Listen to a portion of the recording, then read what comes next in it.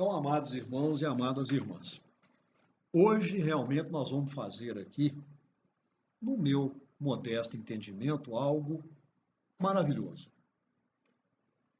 dando pleno cumprimento à vontade soberana do Altíssimo Deus, adorando, glorificando, e vamos conversar sobre as profundezas do seu coração, onde sempre estiveram, estão e estarão os seus soberanos e imutáveis propósitos e suas irrevogáveis motivações. Nós vamos falar mais uma vez aqui sobre Jesus Hamashiach, seu Filho unigênito, à luz das Escrituras. O protagonista maior, para quem, por quem e em quem o Pai Celestial criou e sustenta tudo o que há.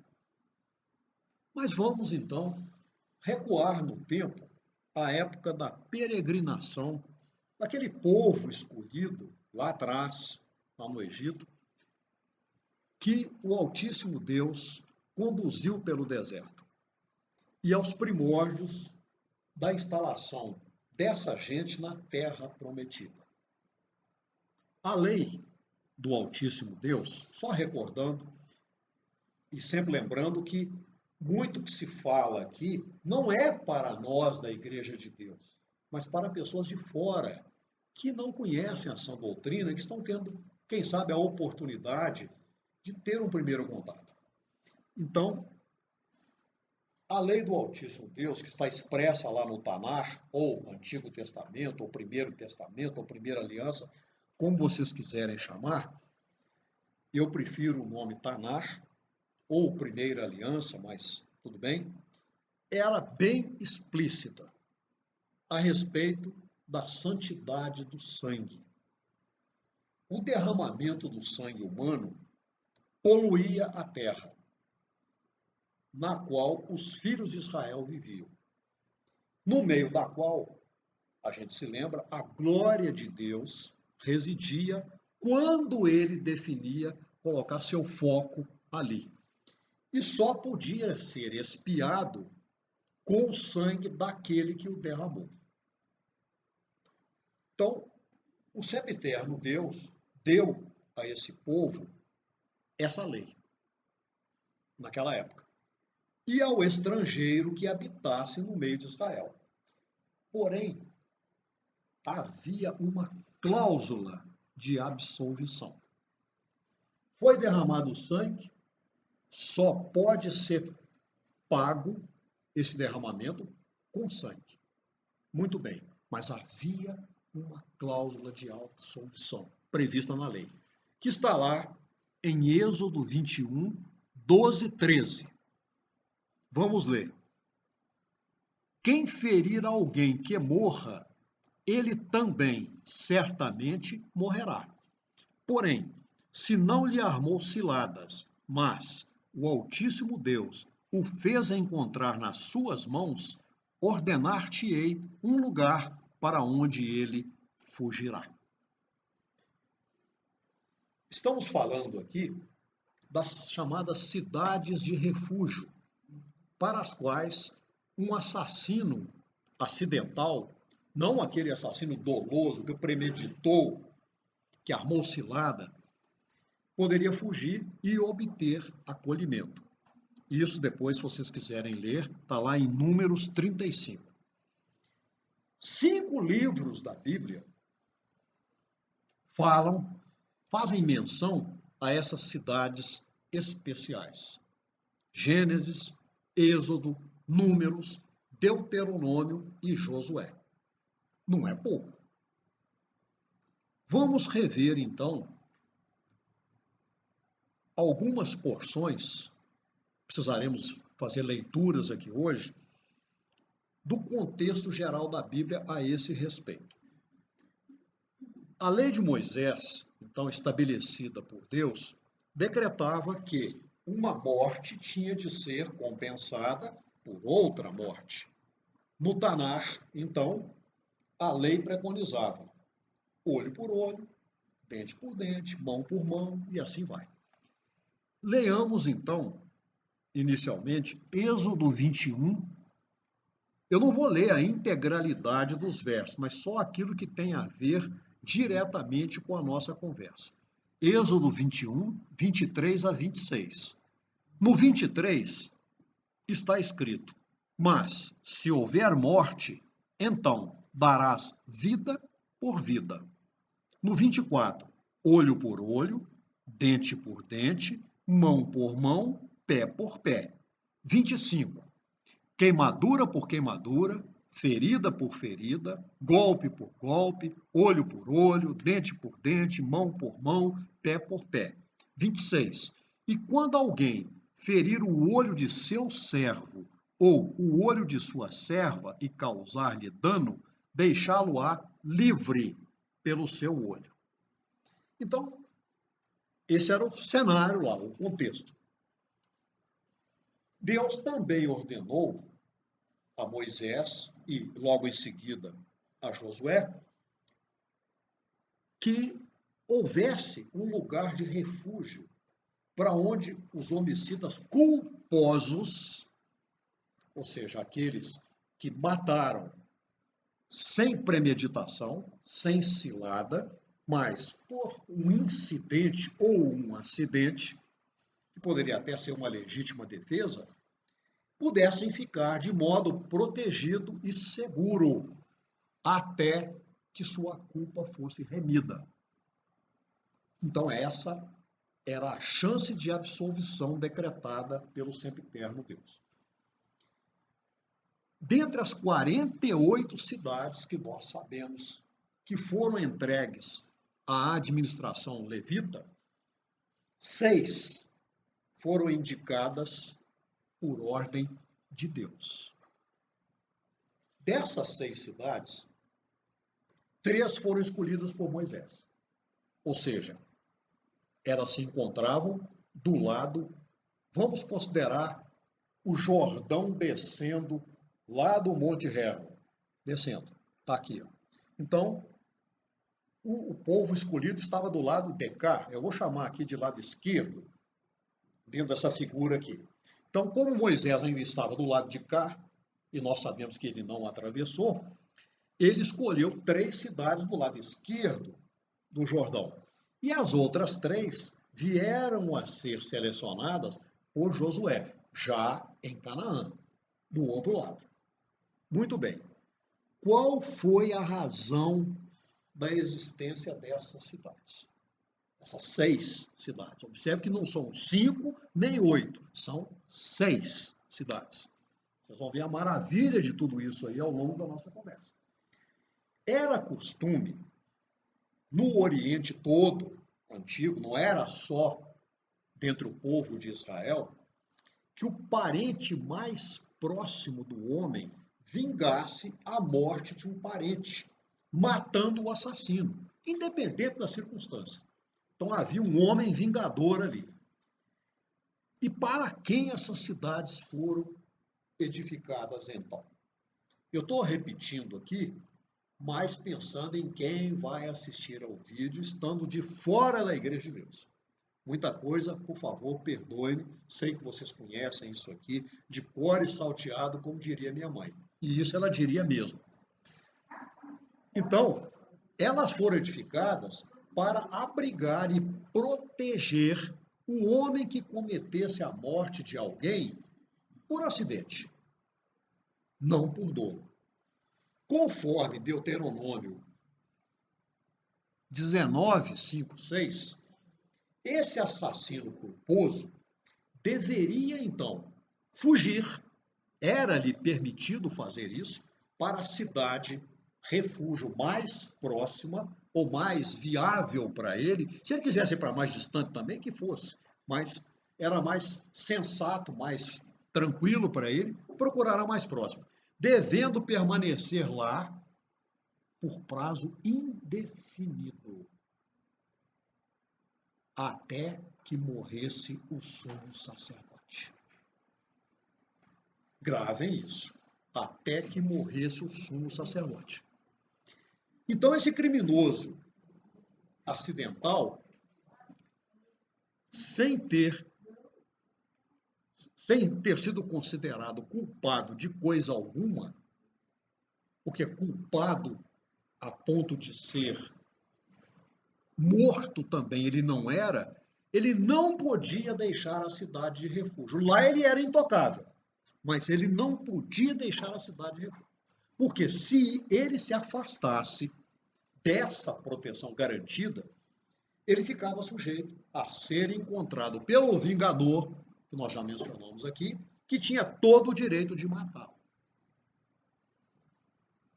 Muito bem. Vamos ler aqui uma passagem importante. Números 35, 26, 27.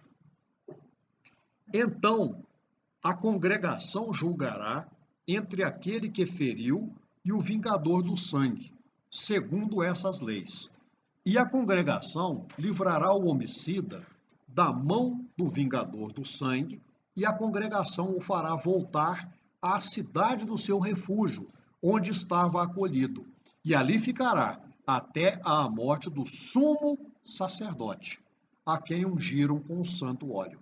Porém, se de alguma maneira o homicida sair dos limites da cidade de refúgio, onde se tinha acolhido, e o vingador do sangue o achar fora desses limites e o matar, não será culpado do sangue, pois o homicida deverá ficar na cidade do seu refúgio até a morte do sumo sacerdote.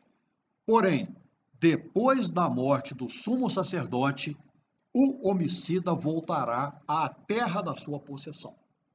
Então, aqui a gente já está vendo com toda clareza uma tipologia maravilhosa.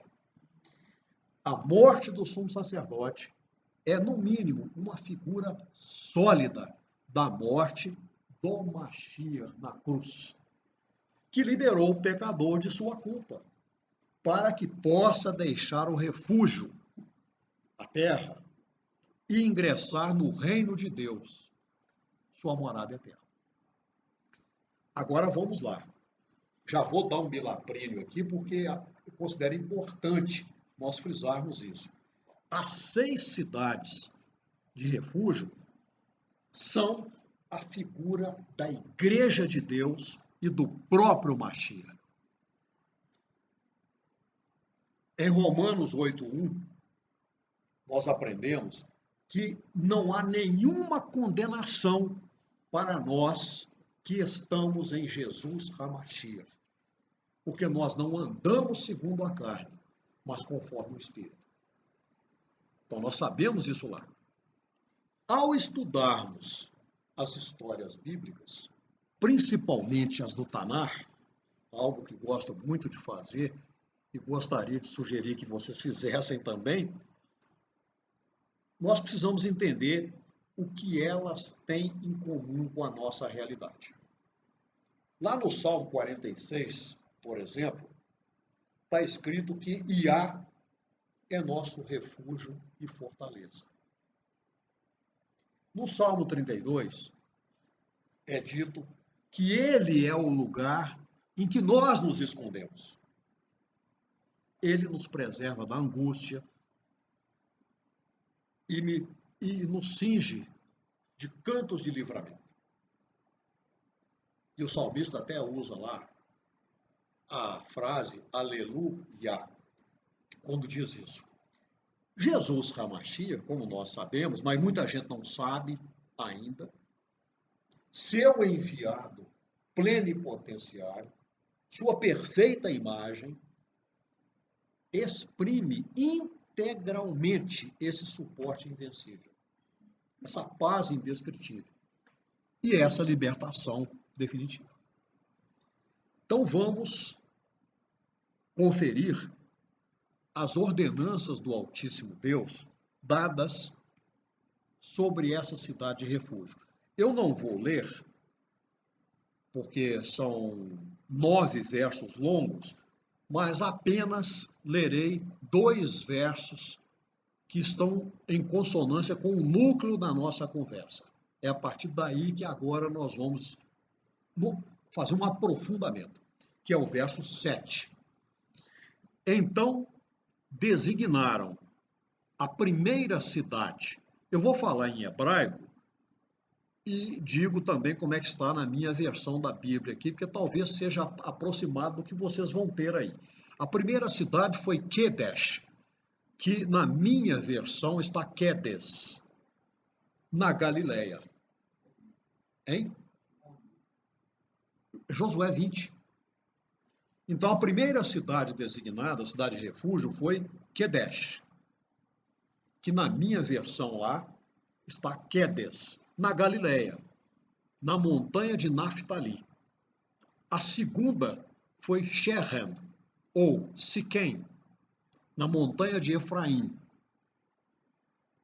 A terceira é Hebron, ou Kiriat Arba, na montanha de Judá. E além do Jordão, na direção de Jericó para o oriente, foi designada a quarta, Betzer, ou Bezer, como está em português, no deserto, na campina da tribo de Ruben. A quinta foi Ramoth, que está na minha Bíblia, Ramote, em Gileade, da tribo de Gad. E a sexta foi Golã, que está Golã na minha, em Bazã, na tribo de Manassés. Muito bem. Agora, vamos ver o seguinte. São cidades relativamente pequenas, algumas eram vilarejos. No entanto, é dado um destaque na escritura sagrada. Quando isso acontece, podem saber, existe uma simbologia profunda, codificada no nome em hebraico. E é isso que nós vamos começar a ver aqui agora. Então vamos pegar uma por uma. Vamos pegar a primeira delas, Quedesh. Quedesh significa... Hein? Não? Não precisa de tela. Depois eu vou mandar um PDF para vocês. Quedesh significa, dentre outras coisas, isso eu gostaria que vocês anotassem, para não perder o fio da meada. Quedesh significa santidade. A primeira cidade. A segunda, Shechem, significa excelência, alguma coisa de alto, do cume. Hebron, ou Hebron, ou Kiriat Arba. Vamos esquecer esse nome, Kiriat Arba, porque isso aí era apenas uma sinonímia da cidade. A cidade, na verdade, se chamava Hebron, tá? A segunda foi Shechem, ou Siquém. Siquém. Excelência. Algo de elevada altitude, algo que está no cume. E também significa ombro. Mas nesse caso aqui, nós não vamos usar o sentido ombro, que também pode ser. Há passagens na Bíblia que nós utilizamos essa conotação ombro para entender a mensagem oculta. A terceira, então, foi Hebron, ou Hebron, que significa conexão, gancho, comunhão. A quarta foi Betzer, que está Bezer, se não me engano, significa fortaleza, dentre outras coisas. A quinta foi Ramoth, que na minha versão está Ramote, com TE no fim, Ramote. É algo de alto valor, algo especialíssimo. Golã significa exílio ou passagem, porque muitas vezes a palavra exílio tem uma conotação de meramente passagem, e não de alguma coisa posta de lado. Bom, então, Quedesh era um lugar santo, que a palavra significa primariamente santidade. Um refúgio para pessoas impuras. Então, qual é o gancho que nós vamos fazer aqui, a correlação? A primeira carta de Pedro, no seu capítulo 1, verso 15. Pedro diz: mas como é santo aquele que vos chamou, sede vós também santos em toda a vossa maneira de viver. Então, observe. Nós temos como característica a pecaminosidade, a impureza, mas alguém santo nos chamou, nos atraiu. E a primeira cidade refúgio aqui é Quedesh, que expressa essa santidade. Em Hebreus 12, 14, também está escrito o seguinte: segui a paz com todos e a santificação, sem a qual ninguém verá o Senhor. Então, nós temos aqui duas colocações extremamente importantes, fazendo esse nexo entre a primeira cidade refúgio, lá no Tanar, e o evangelho que viria depois, é a salvação que viria depois. Salvação definitiva. Segunda cidade, Shechem, ou Siquém, excelência, alto cume e também ombro. Não podemos esquecer isso. Um refúgio para pessoas fatigadas, cansadas, e também para aquelas que, como nós, são as reais buscadoras do reino de Deus. Onde é que nós vamos ver a correspondência disso? Lá na Brit Hadashah, na Aliança Renovada. Mateus 11, 28. O que o Senhor Jesus disse? Vinde a mim, todos que estáis cansados e oprimidos, e eu vos aliviarei. Então tá aqui, ó.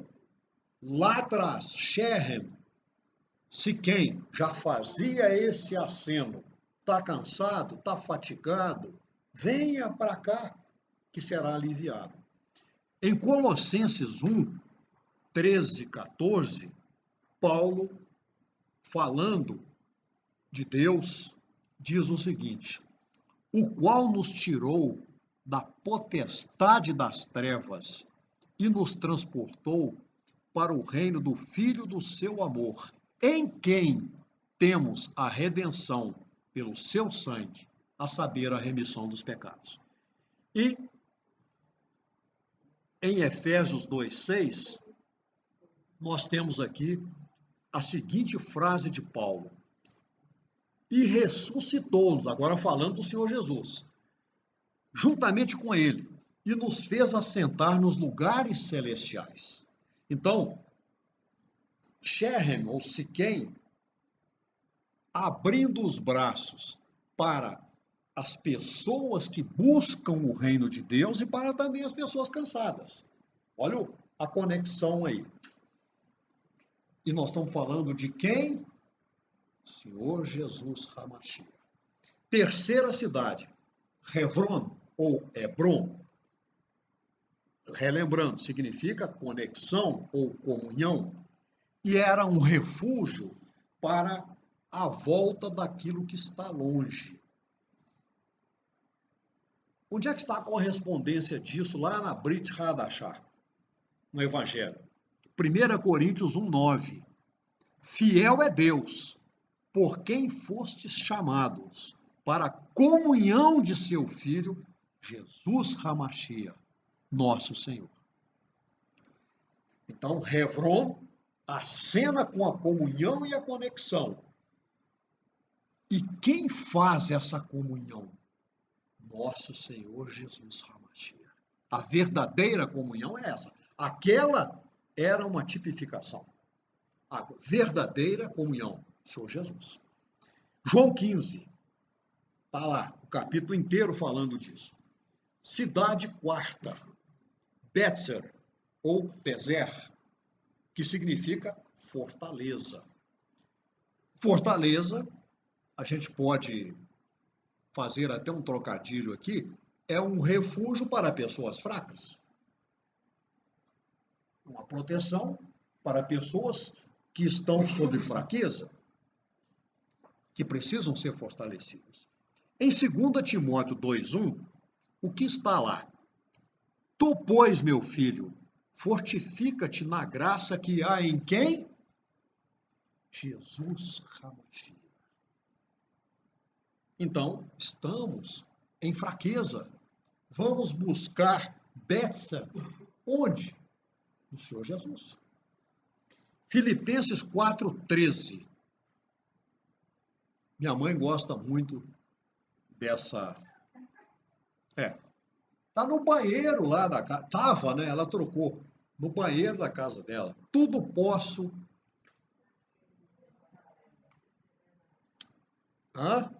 No Mashiach que me fortalece. Então, olha só.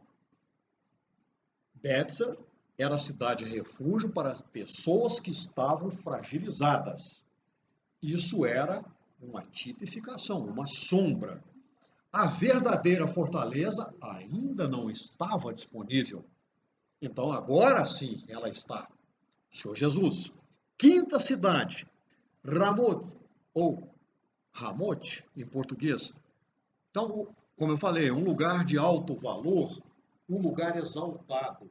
Para quem serve um lugar exaltado? Para as pessoas humilhadas. Aquelas pessoas que estão pisoteadas, diminuídas, espremidas. Então, elas precisam de alguma coisa para levantá-las. Em Lucas 14, 11, o que é que nós lemos? Quem a si mesmo se exaltar, e quem se humilhar? Exaltado por quem? Então, aqui está de novo uma outra sombra do Senhor Jesus. Tiago 4:10. O que Tiago fala lá para nós? Humilhai-vos perante o Senhor. E ele vai fazer o quê? Hein? Isso, exatamente. Então, aqui está Ramotes, mais um aspecto do Senhor Jesus. Então, humilhado será exaltado. E também temos Mateus 13, 45, 46. O reino dos céus é semelhante ao homem negociante que busca boas pérolas e, encontrando uma pérola de grande valor, foi, vendeu tudo o que tinha e comprou-a. Então, falando aqui do aspecto alto valor do reino dos céus, representado aqui pela cidade refúgio Ramoth. E, finalmente, a cidade Golã. Então, tem muito a ver com essa história aí das colinas de Golã, pois nós não vamos conversar sobre isso aqui hoje, não, porque isso renderia um longo papo. Mas Golã significa um lugar separado e também exílio e passagem. E é um exílio e passagem para quem? Predominantemente para uma pessoa que está sendo envolvida pelo mundo. Então ela precisa estar envolvida por esse mundo aqui, pecaminoso, regido pelo governante Satã. Então ela precisa de uma passagem, de um lugar separado para ela se refazer. Em primeira epístola de João 2, 14 a 16, isso aqui é importante a gente ler porque é uma lição esplendorosa. Diz João: eu vos escrevi porque já conhecestes aquele que é desde o princípio. Eu vos escrevi, jovens, ele falou primeiro aos pais, porque já conheceste aquele que é desde o princípio. Eu vos escrevi, jovens, porque sois fortes, e a palavra de Deus está em vós, e já venceste o maligno. Então, não ameis o mundo, nem o que no mundo há. Se alguém ama o mundo, o amor do Pai não está nele. Porque tudo o que há no mundo, a concupiscência da carne, dos olhos e a soberba da vida, não é do Pai, mas do mundo. Então nós precisamos de Golã, de um lugar separado para nós. Quem é esse lugar separado? Essa dimensão espiritual indescritível e inigualável. Então, vocês estão vendo aí o seguinte, o Senhor Jesus escancarado para Moisés e Josué. Com nomes de 6 cidades, com um conceito de cidade refúgio. Então, com o estabelecimento dessas 6, estou frisando isso, 6 cidades refúgio, a gente pode entender, sem querer colocar palavras na boca de Deus, que ele me perdoe, mas, certo? A gente pode perceber que ele queria proporcionar à pessoa pecadora, mas arrependida, santidade, excelência, comunhão, segurança, exaltação e separação. Desde lá atrás, ele já estava acenando, vocês terão acesso a tudo isso. Eu estou acenando. Em Salmo 46, isso está também declarado de modo aberto. Deus é o quê? Nosso refúgio e fortaleza. Socorro bem presente na angústia, diria o nosso irmão. Bom, então, amados irmãos e amadas irmãs, já ficou estampado aqui, tautologicamente, sobre quem realmente nós estamos conversando. E eu estou totalmente arrepiado aqui, vocês não conseguem ver, mas eu sinto. Vocês dirão, e eu concordarei. Aliás, nós diremos em conjunto, melhor dizendo. Estamos conversando sobre a execução fiel, exata, do plano perfeito de redenção e nova criação. Aí o irmão Marcelo, inspirado, diria o seguinte, que antes da queda vertiginosa da humanidade, esse plano sempre esteve, está e estará na onisciência do sempiterno Deus, único Deus, vivo e verdadeiro, criador exclusivo de tudo que há. Mas vamos acompanhar agora aqui algumas manifestações diretas. Aí minha mãe diria peremptórias. Peremptórias. Eu diria inequívocas do Altíssimo Deus, em suas próprias palavras. Então aqui o que eu vou ler são as palavras do próprio Iá. Êxodo 19:5. Eu já não tenho mais como ficar arrepiado aqui, viu, gente? Se o meu cabelo começar a furar aqui a parede, me ajuda a indenizar a proprietária. Êxodo 19:5. Diz Iá, agora, pois, se diligentemente ouvirdes minha voz e guardardes minha aliança, então sereis minha propriedade peculiar dentre todos os povos, porque toda a terra é minha. Coisa maravilhosa. Esse é o nosso Deus. E ele continua em Levítico 20:26. Como foram cabeçudos e teimosos aqueles hebreus, né? E ser-me-eis santos, porque eu, Iá, sou santo, e separei vocês dos povos para que sejam meus. Já pensou?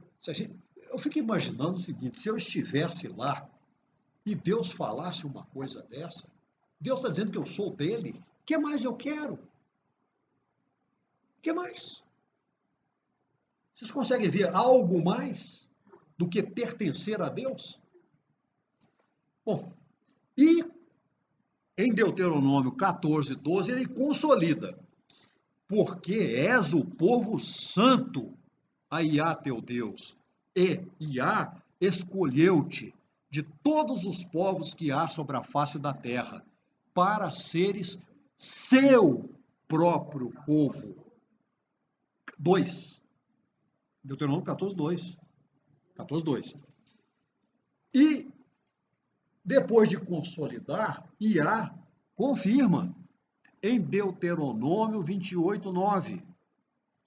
Iá confirmar-te-á para si, como povo santo, como tem te jurado. Porém, com uma ressalva. Quando guardares os mandamentos de Iá, teu Deus, e andares nos seus caminhos. Então ele já está dizendo assim, olha, eu estou mostrando o caminho para vocês, mas vocês vão ter a oportunidade de interagir com o caminho. Ele estará caminhando com vocês. Ele falará com vocês. Vocês andarão com ele, nele e por ele. Aguardem. Mas, por enquanto, é isso que eu estou dizendo, disse Iá. E depois ele ainda reconfirma. Observa quantas oportunidades ele deu a esse povo.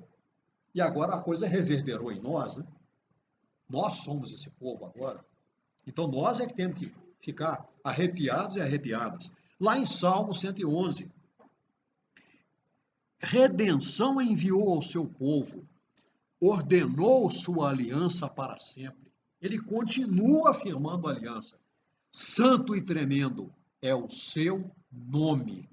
E é por isso, irmãzinha, que sempre que a gente está numa situação envolvendo santidade, adoração, serviço, louvor, eu faço questão de dizer o nome dele.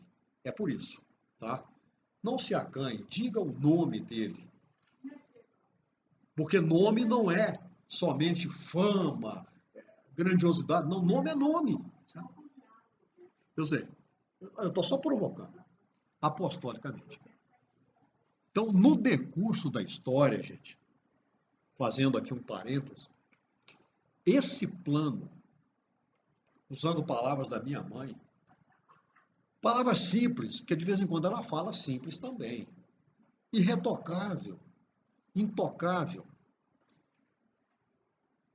Esse plano, então, veio sendo implementado até o momento, até um determinado momento, em que ele se exprimiu em plenitude. Qual foi esse momento? O amor ilimitado, incondicional do Altíssimo Deus e sua infinita graça misericordiosa moveram-se a nosso favor. E seu Filho unigênito veio a nós. Foi enviado a nós por ele, em carne, para comprarmos de uma só vez. Não tem esse negócio de pagamento à prestação. E em definitivo, ele chegou e falou, meu sangue está aqui, ele vale muito mais, mas eu vou dar meu sangue para comprar os pecados desse povo aí, para tirarmos daquele abismo tenebroso, esmagador, massacrante, que nos aprisionava e destruía, e a gente não tinha nenhuma esperança por nós mesmos, evidentemente. Nós tínhamos esperança em Deus, mas por nós não. Então eu convido vocês, neste momento, a fazerem uma viagem comigo. Vamos fazer uma viagem aqui. Cinematográfica, apostólica.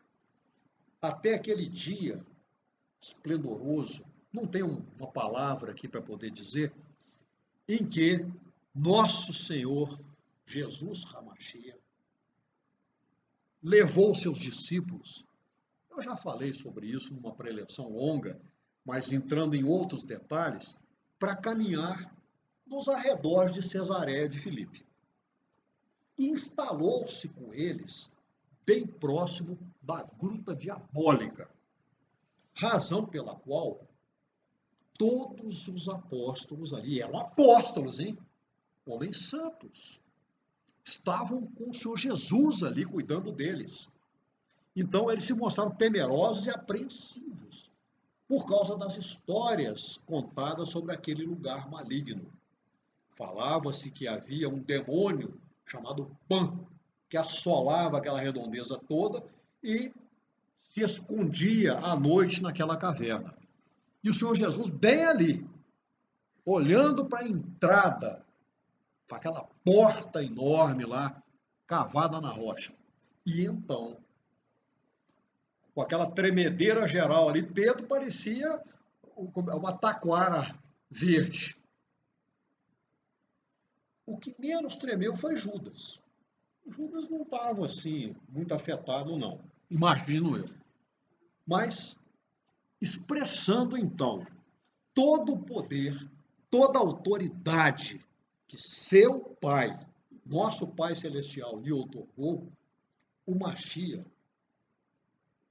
que nesse momento aqui, usando palavras dele, mas que ele falou de modo diferente, eu o chamo de rocha de Deus, fundou a eterna igreja de seu Pai, cujos alicerces jamais serão abalados e sobre a qual nenhuma iniquidade prevalecerá.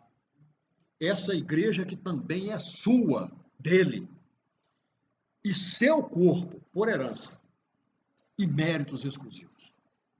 Naquele lugar, naquele momento, naquela conjuntura, mostrando aquela porta do inferno não, aquela porta do diabo ali, ele fundou a igreja.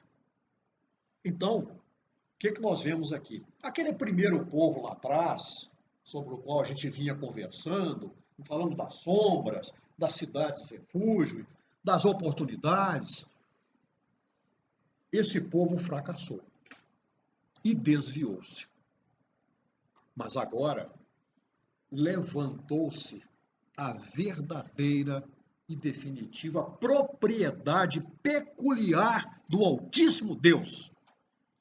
Pois nós, sua igreja, comandada e conduzida por seu perfeito Filho, preserva e preservará a santidade e manterá sua aliança, fazendo sua vontade e cumprindo todos os seus mandamentos, mandados, juízos, estatutos e suas ordenanças em base permanente.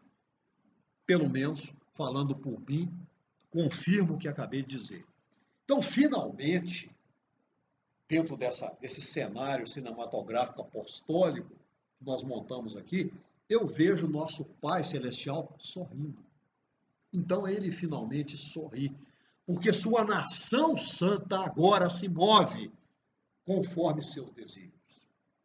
No Machia, com ele, por ele e para ele. Nossa única porta, caminho verdadeiro e verdade plena, que conduzem nós, a igreja, rumo à vida eterna, no reino de Deus que sempre esteve preparado para recebê-los. O apóstolo Pedro,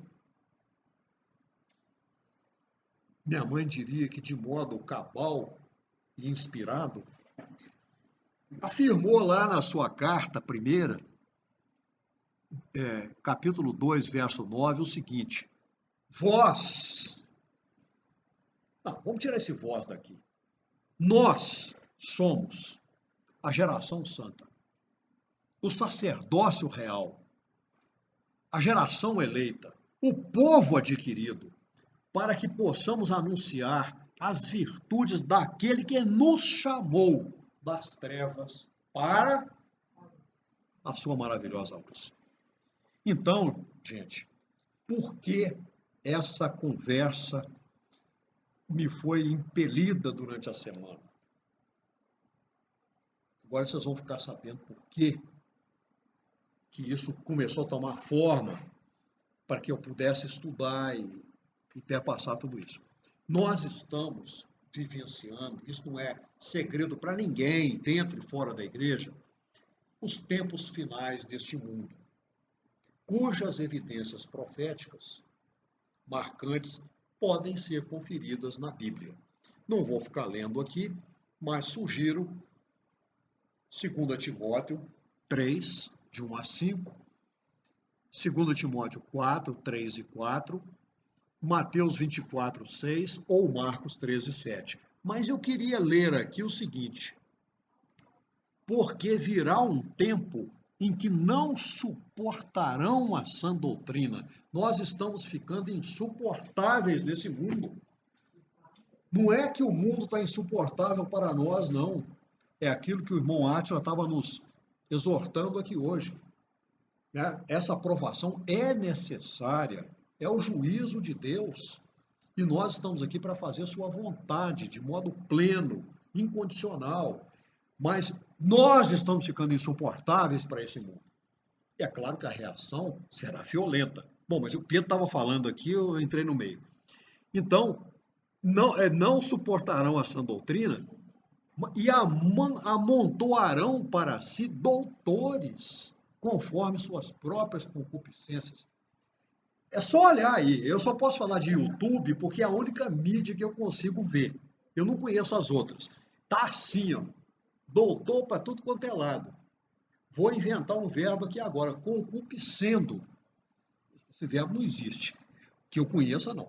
Então, o que vai acontecer? A maioria está fazendo isso que a gente vê aí, desviando os ouvidos para as fábulas. E simplesmente não ouvindo a verdade. Mas nós vamos falá-la.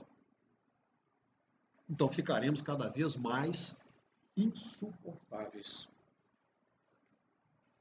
Certo? Certo. E, é claro, as guerras, rumores de guerra e tal, estão por aí. Isso tudo, então, indica a instabilidade, para dizer o mínimo, que haveria de marcar a história humana, enquanto ela se desenvolve rumo à consumação final.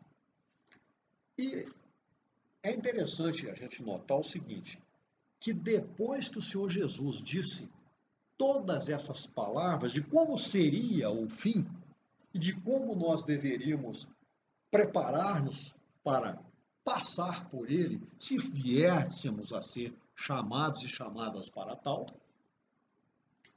nunca mais a Terra experimentou, eu vou exagerar um pouquinho aqui, vou fazer o que minha mãe chamaria de hipérbole, um minuto de paz. Quando o Senhor Jesus falou essas palavras de guerras e rumores de guerra, a coisa já começou lá no tempo dele. Vocês conseguem visualizar na história humana período em que houve paz no mundo? Hein? Não, mas estou falando no mundo. Porque houve um intervalo entre a guerra entre A e B, mas entre Z e T, a guerra estava lá. Quer dizer, a gente não consegue. No mundo, não consegue. Posso estar exagerando. Mas sempre houve algum lugar no mundo em que houvesse guerra. Inclusive, não é mistério para ninguém, principalmente para nós aqui, que nascemos, praticamente todas as pessoas aqui presentes nasceram no século XX, foi o século mais sangrento da história da humanidade. E isso 2000 anos depois do discurso do nosso Senhor Jesus, a respeito do que viria a acontecer no fim. Então, aí vem Mateus 18, 7, Mateus 13, um punhado de outras coisas.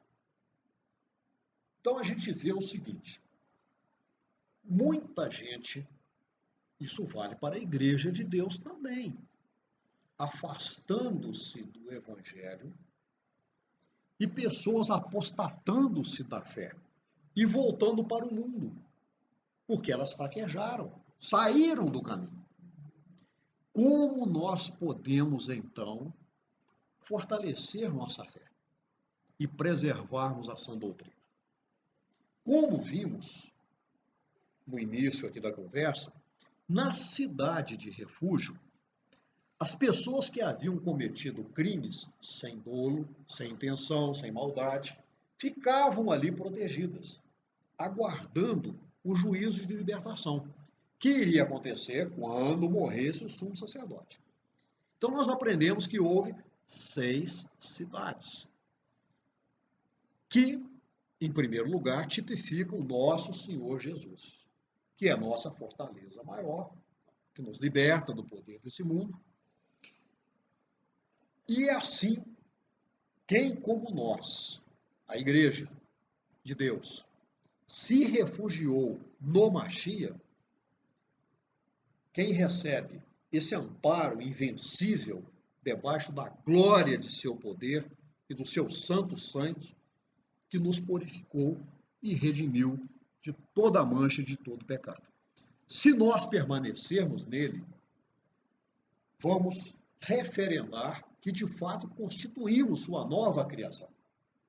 E em contrapartida, ele nos blinda de todo mal, desde que não saiamos dele, que é a verdadeira cidade definitiva de amparo e proteção. Não nos enganemos sobre as tentações mundanas. Muitas vezes nós ouvimos, eu pelo menos já ouvi isso que vou falar aqui várias vezes, não sei o que vocês pensam, que o mundo nada tem para oferecer. Muito cuidado. Eu digo que a realidade é exatamente o contrário. Esse mundo iníquo tem muita coisa sendo ofertada, mas é muita, principalmente centrada na valorização do ego, da prosperidade material, da imoralidade, da podridão, da corrupção, das idolatrias. É muita oferta que há por aí. E esse é um grande perigo. Simplesmente falar, não, o mundo não tem nada. Tem, muita coisa. Mas nós temos que ter sempre presente, no coração e na mente, aquela prescrição que está lá, registrada em Hebreus 12, 14. Eu já citei esse verso aqui. Porque nós temos de seguir a paz com todos e a santificação. Porque sem isso nós não estaremos, não veremos o Senhor. E esse é um bom momento, eu quero fazer uma provocação aqui, para vocês refletirem, para que cada pessoa aqui presente, cada pessoa que vier a assistir, a ouvir essa conversa, se pergunte sobre seu nível real de santidade. Especialmente quando, agora eu vou colocar um nós aqui, quando nos apresentamos ao sempiterno Deus na intimidade da adoração e da oração. Como é que está nosso nível de santidade? De qualquer forma, devemos buscar sempre o alto valor da santidade, que é impossível de ser quantificado. Aliás, falando em valor aqui da santidade, eu queria perguntar para vocês, eu estou meio desatualizado em relação a essas coisas do dia a dia, porque eu não tenho andado por aí fazendo compras. Quanto vale um guarda-chuva? Médio. Que tenha boas barbatanas, um tecido impermeável. 50. Pois é. Vamos colocar 50 aí, uma onça. Uma nota de onça. Então, vale uma onça. Aí eu respondo para vocês. Não. Hein? Uma onça no chão? Ah, saiu do bolso. É a onça da irmã. Já é sua. Já saiu. Nem vou perguntar. Estava no bolso esquerdo. Saiu. Ela já saiu, ficou exposta. Então vale essa onça aqui, pronto. Mas aí eu vou dizer para vocês, não. De jeito nenhum. O que vocês me responderam não foi o que eu perguntei. Olha o que eu perguntei. Quanto vale um guarda-chuva? Aí vocês me deram preço. Preço é o que nós pagamos a alguém ou a alguma entidade para obter alguma coisa. Mas o valor desse guarda-chuva, o valor real, nós saberemos, por exemplo, em um dia chuvoso, quando estivermos, por exemplo, vestindo uma roupa elegante, como a irmãzinha ali, toda produzida, né?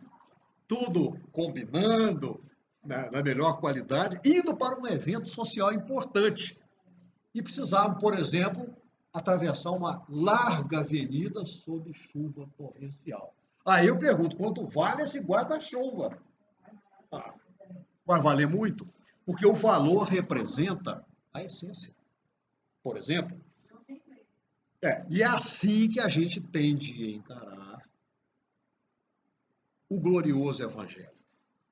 E uma vez conhecido seu valor indeterminável, incalculável, não podemos recuar, pois sabemos do que obtivemos perdão e remissão. E qual foi o prêmio, ou qual é o prêmio que vamos receber?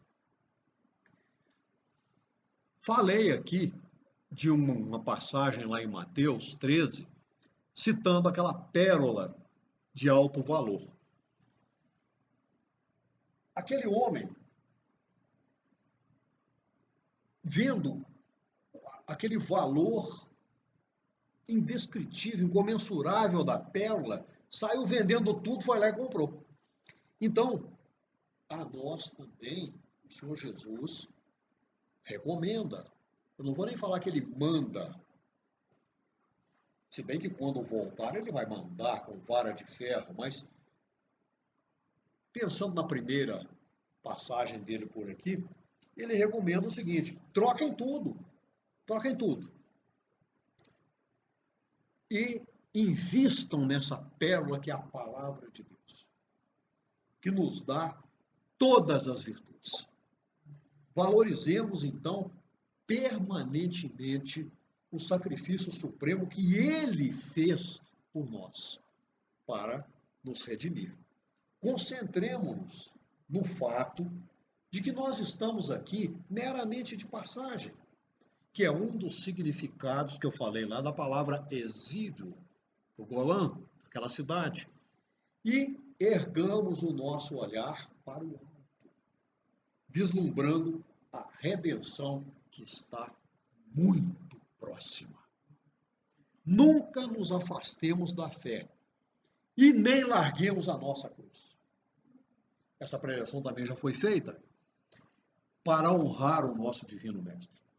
E também mantenhamos firme vigilância. Não nos descuidemos, a fim de que ele não saia de nós, ouvindo e acatando plenamente suas palavras anotadas lá em Mateus 18, 20. Porque onde estiverem 2 ou 3, vou mudar aqui um pouquinho, 2 ou 3 pessoas reunidas em meu nome, também eu estou no meio delas. Essa, amados irmãos e amadas irmãs, é a ordenança, o chamado veemente, a convocação taxativa para que nos congreguemos permanentemente nele, com ele, por ele e para ele. Amém. Amém.